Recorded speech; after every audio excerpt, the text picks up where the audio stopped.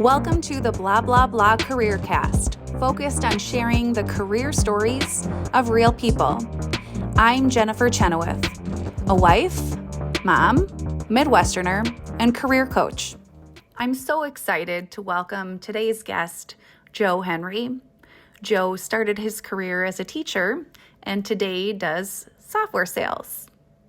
Let's dive in. Little backstory about Joe and I. Joe, actually, we both grew up in central Wisconsin. You will hear the long O's come out in the way that we speak, unless we can dilute them with our Minnesota accent. But Why luckily, would you? why would you? And Minnesotans speak very similar to Wisconsinites, so we can just let that roll. Joe went to high school with my cousin. Talk about a small world, but Joe and I got connected and put the pieces of this together when I rented a sauna from his side hustle business called Rome. I loved when you reached out to share with me your story, and I thought, gosh, this is a really fun one to tell because you started your career as a teacher, but you are no longer a teacher. I'll give you the condensed version just in the interest of time and boredom. So I started teaching 18, 19-year-olds at Minneapolis South High School when I was 21 or 22 years old. Fell ass backwards into the career because in college they said, what do you want to do for the rest of your life? And I said, I like math and I like people, and didn't really have too much foresight. And so I ended up at South High School, where I primarily taught geometry and AP calculus. And I had a blast doing it. I love the students, love the staff, love the neighborhood, love the school. And I loved doing it until maybe a year or two before I stopped, when I just said, I don't know if I've got the gas in the tank to get me through another 30 years. And there's a number of factors that led to that. And so I made a decision. I had 3 little kids at home and 1 on the way, and insurance was under my school job. And so my wife gave me a little bit of a sideways look when I came home and said, I think I want to do something else. And so I put in my paperwork, and I started taking all my buddies and neighbors and uncles and friends who have jobs that sound interesting to me. I invited them all out for a beer or a cup of coffee, and I asked them what they do for a living. Education is a real bubble. Yeah. I don't know what was going on outside of that, and they didn't necessarily know what was going on inside of this school, I've come to find. And so I said, you're in marketing, you're in business development, you're in finance. What do you do? What are your emails on Monday morning, for instance? And then where can a guy like me find a job at a company like yours? And so, long story, I've had a couple of jobs since I left education 5 or 6 years ago. They've all been based in a sales role, and most of those have been based in a technology sales role, software as a service primarily. Did you resign from your role as a teacher without having a I role? did because at the time, like, education is like tenure and seniority are something you really work for and you prize. And so anyways, I didn't know what I wanted to do, if I wanted to take 1 year or 2 years. And so in order for me to keep my spot in seniority, and I was in Minneapolis public schools, I had to let them know by February 1st. And so I went in on January 31st and put in my paperwork and walked out just shaking my head. And then the hard part got started. Was it immediately clear that you had a career in software as a service, Joe? Absolutely not. And I should say, I skipped over some stuff between deciding to leave education and inviting everyone I knew out for a coffee or a beer. There was Yeah. a long time in there. Networking is a skill, and it was a skill that I didn't have. I didn't have a LinkedIn account, which, don't get me wrong, there are days I wish I didn't have a LinkedIn account, but I didn't have any appreciation for the ability to leverage personal relationships and professional relationships to build upon that. And so I've had a number of people who are in education who have since reached out to me and said, you've gone down this path.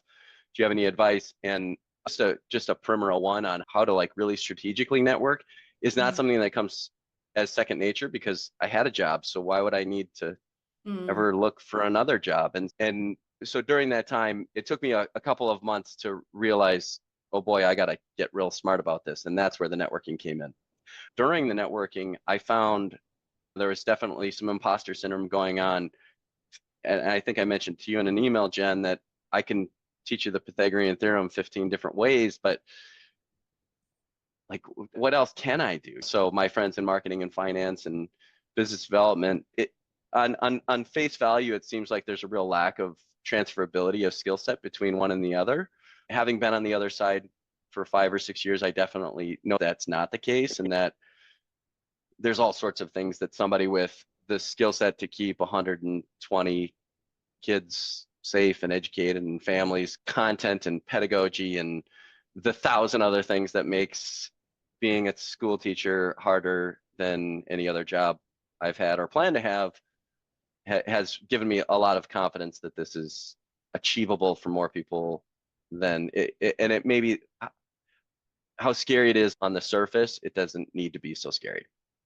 Yeah, I think there's a vulnerability that comes from reaching out to your friends to say, listen, what I've been doing isn't working for me, and I'm trying to figure out what I'm going to do next. And I think you should feel really proud of doing that, frankly. Most people are happy to help. And I think you and I talked about this. It was the figuring out what is the thing that I want to do next. How did you land that first role as a BDR? What was it? Was it a connection? Did you apply for that job? How did you get that job? It was a connection. There was a friend of a friend who was in a capacity to hire somebody, and it was an entry level role, and they were abundantly clear to that. I took a pay cut to go there, and I was working, like I said, just calling people all day long, and I was doing that with 23, 24, 25 year olds. Super Mhm. fun group of kids that I still know to this day. And we all cut our teeth in that first role, and we're throwing Nerf balls back and forth when we were in the office. And since then, the roles that I've had since then really offer themselves quite well to expanding upon your network. Again, I'm in B2B sales, so I spend a lot of time in boardrooms and out in offices around the Twin Cities, across from people, and get to know how different businesses work and find other people. And again, this idea that networking is really an art or a skill to be learned is so abundantly clear to me, that the jobs that I've got today were a consequence of some meeting that I was in 2019 that was otherwise inconsequential until we started talking about something else that they needed help with. One of the things that you wrote to me, Joe, when you shared your story, which was hilarious, was your first job as in a software sales company. You spent 7 months waking people up from naps in the middle of their workday. Absolutely. So that's a transferable skill. You must have woken several 18-year-olds up from naps in the middle of their school day. So tell me, what did you discover that your transferable skills were? First off, on that first role, it was working hard. I was working all day long, but it was an absolute walk in the park compared to the other job. Again, somebody would just wake up and I would say, how do you like this software? And they'd say it stinks. And I would say, we've got one that can do better. Let me put you in touch with somebody that can talk to you. I had a CEO approach me one time and say, how does this job compare to teaching? And I was like, dude, I want you to know that I appreciate being here. You gave me a helmet and a locker. That's the mentality that you operate under. And I think I can be successful here. But almost every day that I've had here has been easier than every other day that I've had over there. And the highs are less high and the lows are less low. It's just 70 beats per minute. Get coffee whenever you want to. And people tend to take things for granted, like using the restroom at your leisure.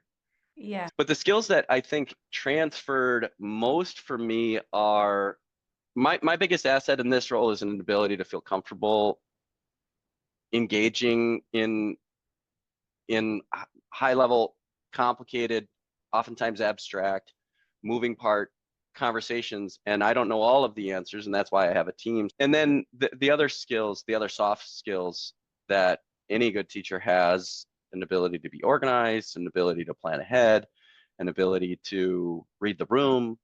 Those are all things that are indispensable in my current role. One of the things I always call out to any of my clients who are teachers or work in a training and development function is you tend to be a really good learner. I would say anyone who's a teacher can generally figure out most things. And so there's a little bit of swagger, I would say, that whether it's known or not, that comes with being someone who teaches people things is generally you're actually pretty good at learning things. You're really good at talking to people, and you're actually really good at listening, like you said, reading the room and customizing content to meet the needs of whomever you're speaking to. I think the other thing about you, Joe, is you're very easy to talk to and very personable and funny. And so I'm sure people were happy to have you wake them up from their naps in the middle of the day. They're like, who's this? Who's this guy from Wisconsin with this thick accent? Let's go. There were some call recordings that might convince you otherwise. Not everybody likes getting woken up in the middle of their day, but I appreciate you saying that. Are you glad you did it? Are you glad you switched? I am glad. I get asked all the time if I miss teaching, and my canned answer is I don't have a lot of time to think about it. And there are certainly things that I miss. Like I really miss razzmatazz people and getting to know people and putting yourself out there. And I would say that there are aspects of this role that the pendulum has swung too far to the other side, where I miss a lot of those deep, Hmm. authentic, real interactions. And I know that you have written about how do we check all the boxes or feel like we're working toward them. And I think that's a constant evolution. And so I've stopped saying I know what I'm going to do for the rest of my life. Like I'm going to do this until it doesn't work. And if my boss is watching, I'm happy. Don't worry. But I'm going to do it until it doesn't work, and then you're going to know about it. 5 things make people happy in their careers. Right. Security, which is like money, benefits, job continuity. Community, I like the people I work with. Growth and learning, I feel like I'm afforded opportunities to grow and learn in ways that I value as a human being. Fourth is self-esteem. My work makes me feel good about me. And fifth is purpose. I can see how my work contributes to something greater. And if you don't have one of those 5 things, or if a few of those things are broken, then it probably is time to figure out a different path. And so whether you knew it or not, you're constantly checking in on those 5 things. And as long as people keep doing that, I think we end up pretty happy. Part of the reason I filled out the form when you sent it out was because of that list, because it just gave me, I had some things to think about. Despite the number on our birth certificate, we're all still figuring this out. And life can throw twists and turns at people that you don't expect, but you just got to be open to the ride. I hold nobody in higher regard than career teachers. Yeah. And if I could go back and find that magic, whatever it was to make it work for me, I would, because we need those people. Once somebody comes to the point where they say, I need to do something else, again, that was the scariest time for me. And so much of your identity is wrapped up in education too. There was even a number of years in the aftermath of leaving education where I would just wake up and shake my head like, how did I get where I am today? Mm. Um, and the only way I was able to do that was probably a combination of just acting on instinct, or in hindsight, that might have been an irresponsible move. It worked out okay, but there's definitely a number of scenarios where it couldn't have worked out, again, because I was so ill-equipped and had such limited information on life outside of education. As you're selling software, how do Yes. you leap to Sana? So that was a consequence of, I have COVID to thank for that, and not many sentences start out that way, where me and some buddies were sitting around a campfire one night, and our families would go up to the North Shore and we would rent this big place with a big sauna, and we loved it. And then one of them said, hey, that they've got these ones on wheels. And he talked to the guy and said, we would love to have a rental arm of our company because we're focused on manufacturing. So we bought one. And since then, I've taken over the company and run it with, I would be remiss to say by myself, my wife helps out, and she's not unlike many other aspects of her life, the brains behind the guy.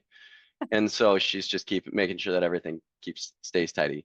And so we have two saunas now, and it is a really nice yin to the corporate yang, where today somebody called me and said my wife's 60th birthday is on New Year's Eve, and I want to find a way to celebrate her. And what is this? What does it look like? So I get to talk to him about like how to throw a party, and that's something I really like to do. What kind of music to listen to, and how to get people in and out, and what's the strategy around cold plunge, and all of that stuff that you and I Oh, really yeah. like. And it goes without saying, it's more fun to talk about than back end e-commerce integration software.